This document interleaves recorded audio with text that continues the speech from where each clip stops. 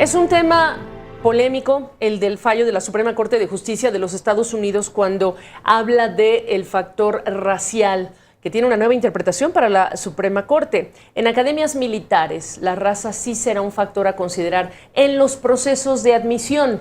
No lo será para procesos de admisión en universidades y colegios del país. Esto es un extracto de ese fallo complejo que ha anunciado en el caso de las políticas de admisión de la Universidad de Harvard y de Carolina del Norte. Una decisión que ha generado muchísima indignación entre grupos de defensa de libertades civiles, entre, por supuesto, representantes de las minorías, incluyendo a Ketanji Brown, la propia magistrada de la Corte, la primera mujer negra que llega a este máximo tribunal, la propia Sonia Sotomayor, hispana, magistrada también de la Suprema Corte. Esta decisión podría tener efecto en el futuro de millones de estudiantes y por ello es que hemos convocado a Luis Antonio Payán. Él es director del Centro México en el Baker Institute de la Universidad Rice.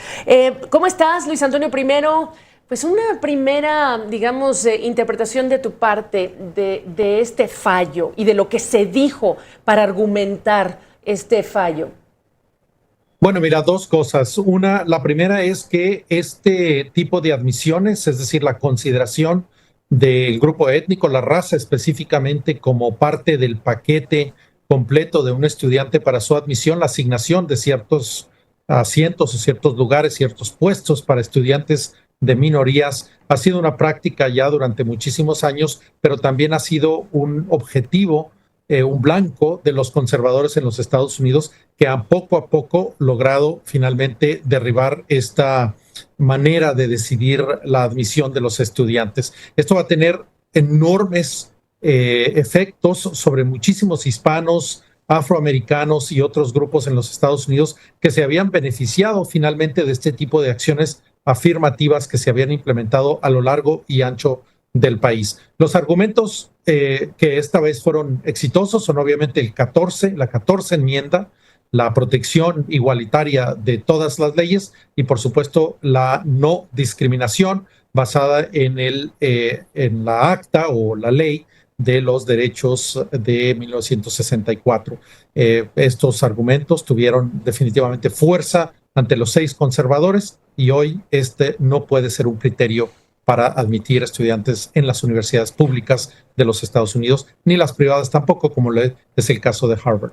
Ahora, te quiero llevar a hilar un poco más fino, porque la gente debería entender o saber o conocer que para que un estudiante sea admitido en las casas de estudio, pues no solamente se incluye la consideración de la raza, también calificaciones, qué otro tipo de cursos o recomendaciones ha tenido como estudiante la persona que va a ingresar. Lo que dicen, lo que también han dicho por varios años, y tú lo sabes muy bien, es aquellas personas que no son ni de minorías, como por ejemplo negras o hispanas, dicen esto se ha utilizado en detrimento, por ejemplo, de ciertos niveles de población. Y entonces, ¿qué les decimos a aquellas personas que hoy señalan qué bueno que ahora sea por mérito y no necesariamente por raza?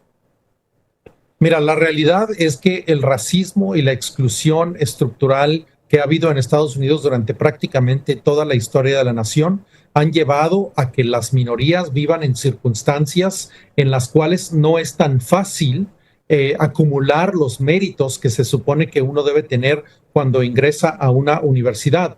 Hay estudiantes, por ejemplo, que viven en zonas muy pobres que definitivamente coinciden con zonas donde viven las minorías, tales como afroamericanos, como hispanos, etcétera, que tienen que ir a escuelas preuniversitarias, es decir, desde el kinder hasta la primaria, la secundaria y, por supuesto, la preparatoria, que es esencial para este tipo de admisiones, y son escuelas que no cuentan con los recursos, que no cuentan con el predial, por ejemplo, que es la manera de financiar gran parte de la educación básica en los Estados Unidos, y que por supuesto están ya en desventaja. No es posible obtener estos méritos, solamente las calificaciones para poder ingresar a una universidad. Por esto las universidades habían considerado durante muchísimo tiempo, pues considerar también la raza pero como un elemento, no el único elemento, sino como un elemento. Ya había habido algunos cambios en este tipo de admisiones. Recordemos en la Universidad de Texas en El Paso, bueno, el sistema de universidades de Texas, recordemos las universidades de Michigan también, donde ya se había hablado de que no se iban a aceptar con base a la raza, pero que se iban a designar cierto número de puestos en las universidades para minorías, personas que vienen de distritos, de ciudades fundamentalmente minoritarias, y eso le daba vuelta al tema de la raza. Pero pues hoy la Suprema Corte ha dicho absolutamente de ninguna manera, y yo creo que esto va a tener un gran impacto porque efectivamente las universidades tendrán que considerar el mérito únicamente, pero con la desventaja de que muchos de estos candidatos a las universidades pues vienen de lugares en donde es muy difícil acumular tales méritos. Y eso es muy importante porque reflejo de lo que nos estás diciendo fue la propia opinión de Sonia Sotomayor, un país en donde el racismo ha sido endémico, que ha acompañado la vida por décadas de Estados Unidos. Una cosa es lo que dice la ley, otra cosa es lo que dice la vida. Déjame también preguntarte o incorporar la opinión de la magistrada Ketanji Brown, cuando la prensa estadounidense está tratando también de subrayar que en el año 1971 Clarence Thomas, el magistrado también negro afroestadounidense, pues fue admitido a la Escuela de Leyes de Yale en ese ambiente del famoso affirmative action, de ese porcentaje que las universidades, en el caso de Yale, quiso poner, digamos, como una meta para lograr esa diversidad entre sus estudiantes. ¿Qué dices?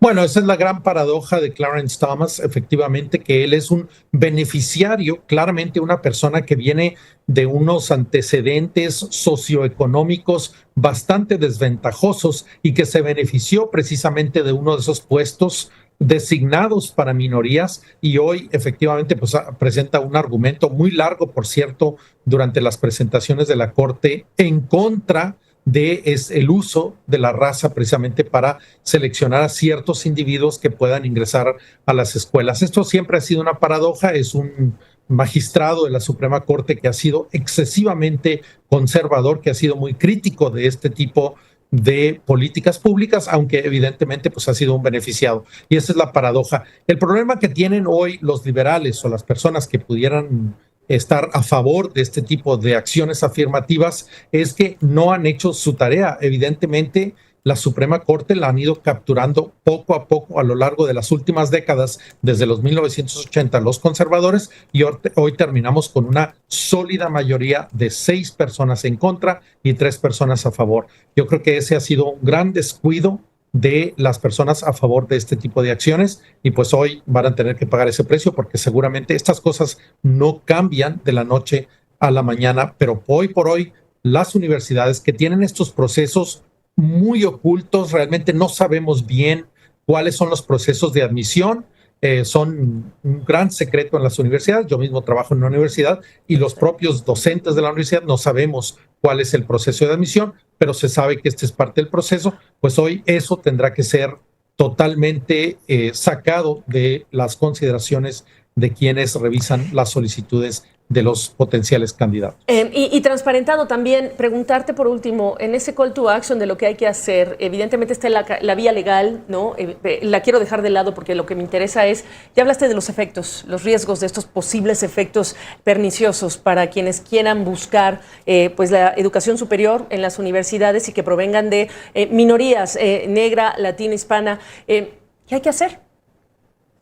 Pues mira, yo creo que en este caso ya no hay mucho que hacer con respecto a la raza.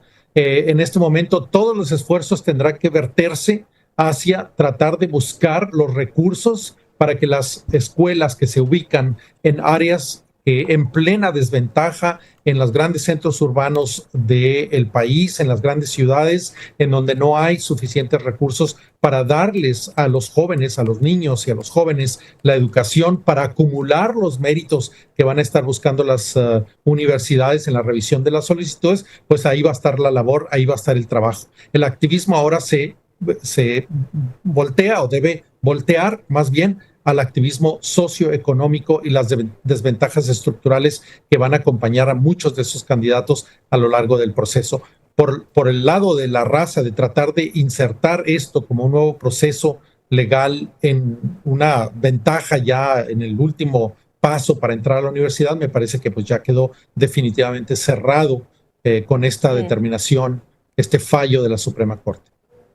Pues te agradezco. Esta es una primera aproximación a lo que entendemos que puede ocurrir. El Affirmative Action ha sido desafiado legalmente más de una ocasión. Esta no sería la primera ocasión y a nivel estatal también ha ocurrido, pero definitivamente es un momento muy importante en relación con los efectos que puede tener este fallo. Gracias, Luis Antonio Payanes, director del Centro México en el Baker Institute de la Universidad Rice. Hoy desde Roma. Buenas noches para ti.